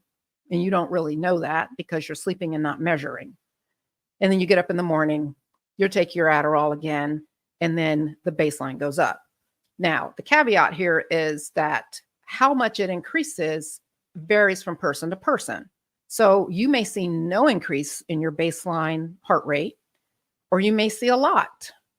So if, let's just say, the average inactive to moderately active person's baseline heart rate may be, let's just say 75. 80 would be more like on the higher level, but still considered normal. But let's just say 75 is your baseline. And you take Adderall on a regular basis, and now it's 78. Well, okay, yeah, that's higher, but how much higher is that really? How significant is that? Could getting on the treadmill 5 days a week bring that down? It might. So exercise, cardiovascular exercise, and increasing your cardiovascular fitness can reduce your resting heart rate. So runners typically have lower resting heart rates, even below 60 beats per minute, which normally under 60 beats per minute would be considered bradycardia, or a slow heart rate, which would be abnormal for someone whose resting heart rate's normally 75. But for a runner, their resting heart rate may be 40 or 45, and it's just something that it's just because of their level of fitness and their heart what's the word I'm looking for? I'm blanking on it, but being very efficient in its pumping. So where was I going with that? Long-term effects. So I don't know. Thank you for popping that back up. Will it eventually return to baseline? So it's my understanding that yes, if taking Adderall regularly, and I mean regularly, like most days, increases your baseline heart rate, resting heart rate, and you stop taking it, it should return it to normal. Like it should return to normal, because it's like, if you think about it, it's kind of like turning up a dial on an engine. So you take your Adderall, you turn up the dial, and everything kind of goes a little faster, and it stays that way. The Adderall wears off, the dial goes back down. And again, that dial may go down while you're sleeping, so you're not aware of the difference. Then you take your Adderall again, it goes back up. If you stop taking Adderall, it's like there's nothing to keep the dial up anymore, so it goes back down. I'm not aware of Adderall or stimulants. I won't just pick on Adderall. Stimulants making permanent changes to your heart to make it just beat faster on its own. Like this is an external influence, and then you remove the external influence and things go down. So that's my answer to that. I hope that answers your question. Thank you for that. All right. I was about to say chitlins. I'm in the South where we have chitlins, but this is the chill turns. Okay, chill turns. Thank you for your super chat. Hi, Dr. Marks. Greetings from London. So you may not know anything about chitlins, which are pork intestines, by the way. Great to be in another Q&A. Can I ask, there is a link between ADHD and tinnitus, something I'm currently battling with. Thank you. Okay. Is there a link between ADHD and tinnitus, which is ringing in the ears? That's what tinnitus is. I have to say, I'm not aware. Doesn't mean the answer is absolutely no, but I'm not aware of the disorder of ADHD causing tinnitus. More than likely, it has more to do, it could be medication that you're taking. And I think there is that tinnitus may be a side effect of Adderall. I would have to look that up, but there's a lot of medications that can cause tinnitus. Some of the antidepressants. So I wouldn't be surprised if the stimulants could cause it. Keep in mind, though, tinnitus, there's lots of things that can cause tinnitus. If you have any kind of damage to your auditory organs, so, the little hair. So our main auditory organ, and I'm cochlea, I think I'm forgetting the name, but anyway, there's like these little hairs on it that detect sound and things. And we lose those over time when we get exposed to really loud sounds. So, and also just over time in general as we age. So exposure to loud noises, even if they are not necessarily like you don't feel ear pain. Like I went to a conference not too long ago and I walked in and it was so loud. And my phone even had, my health app on my phone even had a warning, you're over 80 decibels or something like that, it said. Now my ears weren't hurting, but it was too loud and unpleasant for me. And I thought I'm losing ear hairs. My hairs are dropping off inside my ear because of this. So I guess what I'm saying is, so an effect of, say, ear loud noises, and kind of ear, I don't want to say damage, but I guess damage for lack of a better word, hearing issues, exposures to loud sounds can also result in tinnitus that comes and goes, or comes and then goes away.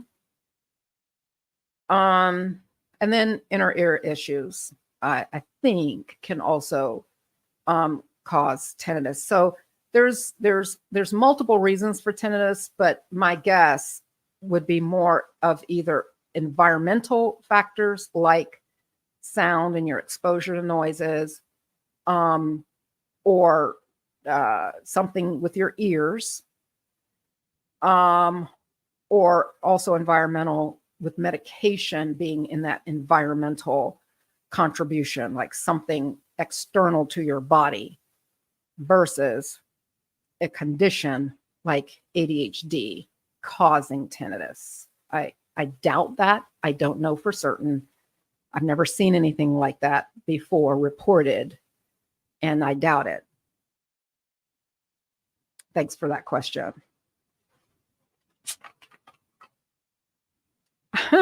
Anonymous Wallflower says chitlins are the best. I think I've only had them once, and I just kind of forced myself. I don't like that texture because it's intestines and they stink up your house, something awful.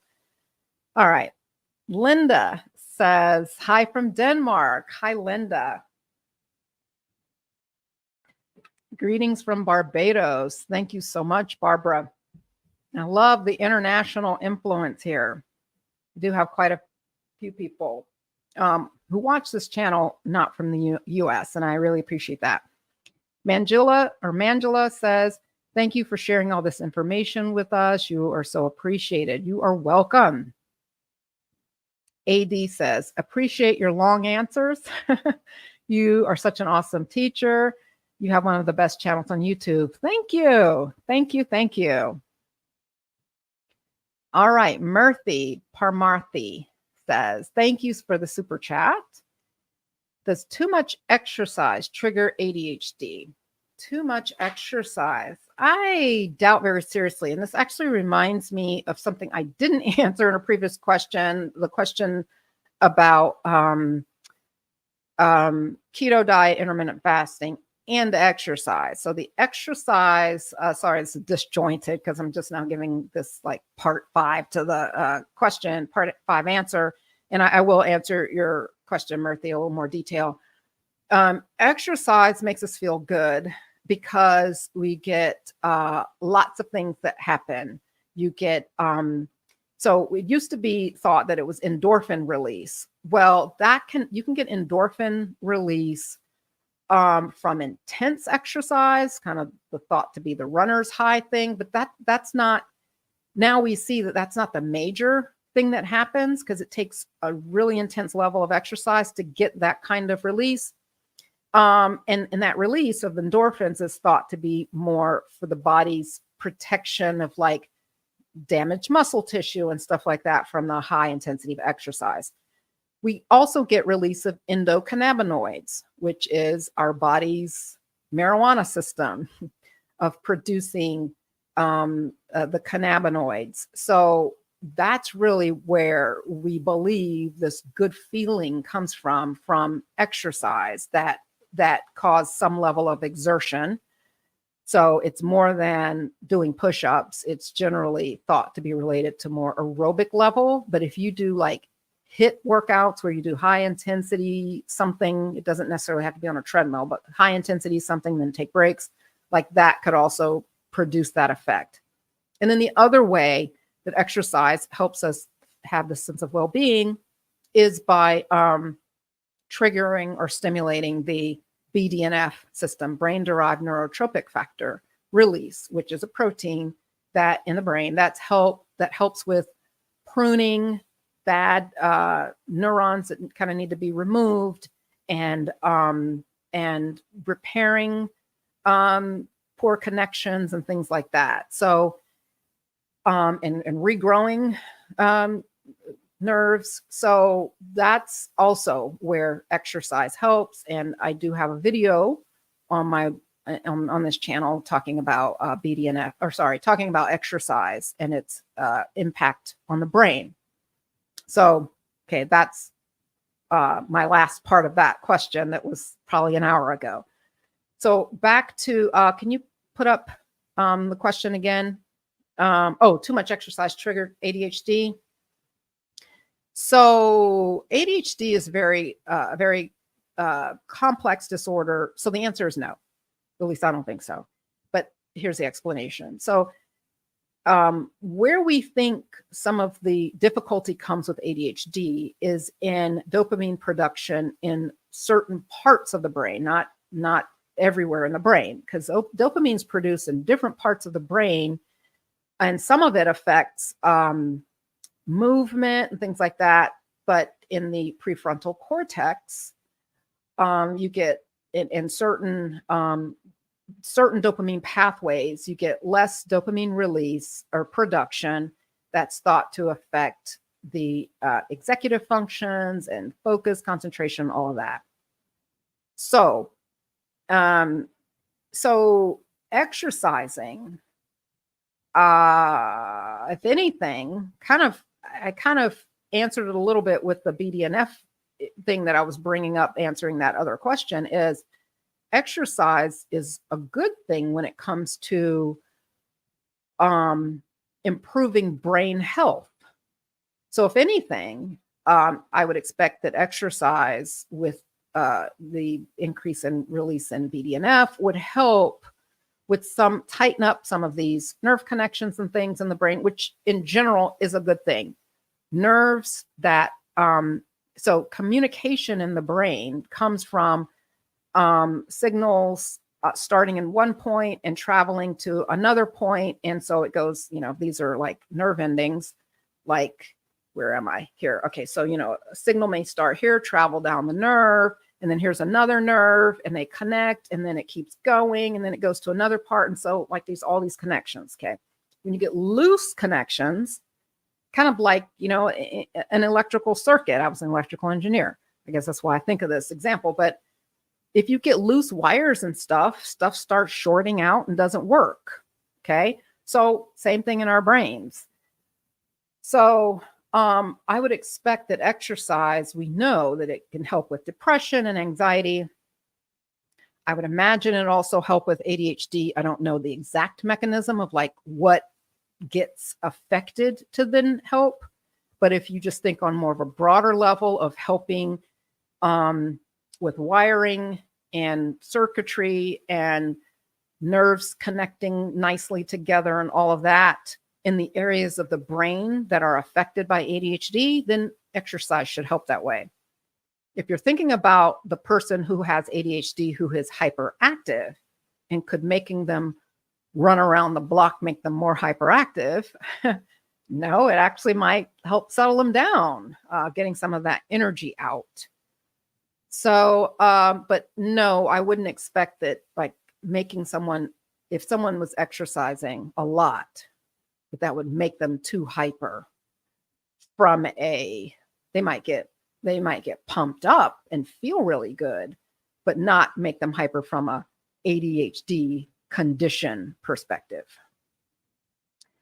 All right. Well, we're coming to a close. If there's one more question that's already out there, I'll answer that and then be done.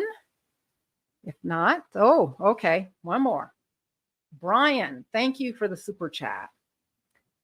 Hey, Dr. Tracey, are you familiar with nonverbal learning disability? I am currently diagnosed with a disability where I struggle with visually processing information in regards to my visual working memory. I cannot remember anything visually. Yeah, so Brian, my knowledge of this is limited because the learning disabilities are normally diagnosed in childhood. And this would be something that would be, the intervention for it would be learning related, like strengthen the things that you're not good at. For some children, they may never get to the point where they're good with visual processing. So, okay, you make accommodations. So some children will require certain learning, educational accommodations that if, say, that they don't take classes or get excused from work that requires them to learn, because the only way they can learn is if, the teacher's presenting in this way, they're not going to be able to receive that information as well. They may also need some audio thing that they listen to or something. I'm just kind of making this up, but that's an example of how knowing about this problem or issue can get past it or work through it by having certain accommodations so that they can still develop normally and learn everything else, but still have this issue. Now, I think where some of this can cause like broader problems other than educational is for the person who has trouble recognizing emotions. Or like recognizing facial expressions, like that can bleed over into, trouble in a working environment where people are saying stuff and the person's like, seeming to be aloof or unresponsive and things like that. And even that is something that may cause a problem, may not. And I think that, it kind of depends on your work environment. So if knowing this stuff about yourself can help you do your best to tease out or kind of or avoid situations that are going to I don't want to keep saying, drain your weaknesses, but that where this is going to be more exposed and this is going to be more of a problem for you. So going back to the example of having trouble visually appreciating or recognizing people's facial expressions and interpreting body language and that kind of stuff, you need to hear what somebody says and you take it at face value, and you cannot like factor in their facial expressions. Well, let's say I have that problem. I shouldn't work in a job where that are lots of meetings. I probably would not be able to be a good manager. Maybe, I don't know.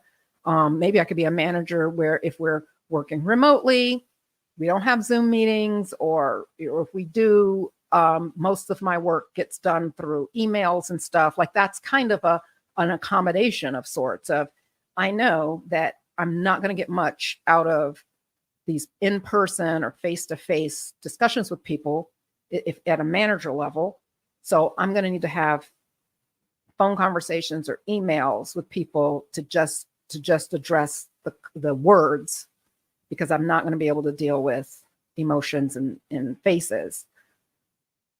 Or just not, or have the kind of job where I need to work in an environment where I'm mostly working by myself, work project-based. and not have one where I'm giving talks or, you know, leading groups. Like all of that stuff isn't going to work very well for me. So that's kind of my take on that. There's a lot of different kinds of learning disabilities, and kind of tying this back to the psychology question, like usually these things are picked up on with testing, the details of where the deficits are, what they are, and what are the things that can be improved or worked on. There are some conditions where people can improve with cognitive rehabilitation, they call it, and that can take different forms. Sometimes it's occupational therapists working with people for stuff. Other times it could be other kind of learnings or other types of skills that you learn to overcome the visual part, but being able to use other your other senses to get the information from your environment because you're not getting it visually. That gets really detailed and specific when it comes to cognitive rehabilitation treatment. So that's kind of what I know about some of these non-verbal learning disorders and some of the other kinds of learning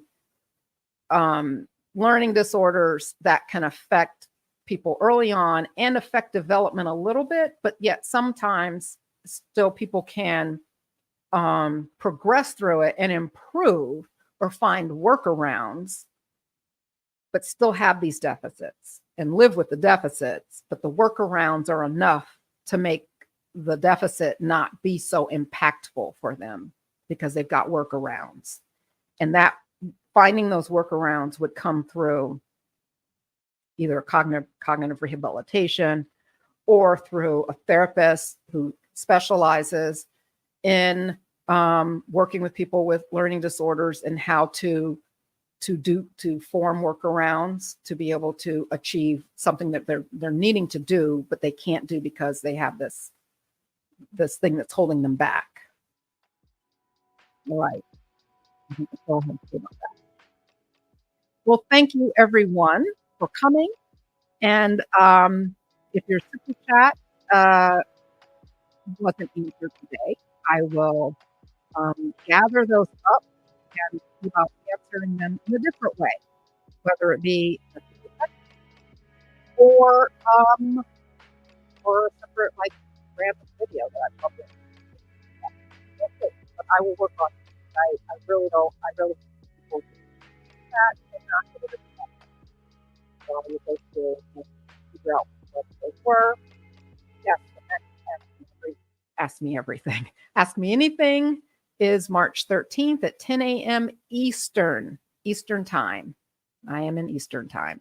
And don't forget, you can go to getmentalhealthtips.com to sign up for be on my email list, and I will send you information from time to time, preferably, hopefully weekly. That's what I'm doing so far for 2024 on kind of new insights or things that come up in psychiatry or psychology even that I think you'd like to hear about and know and stay on top of. All righty, guys. Thanks so much. Have a great rest of your week. Bye-bye.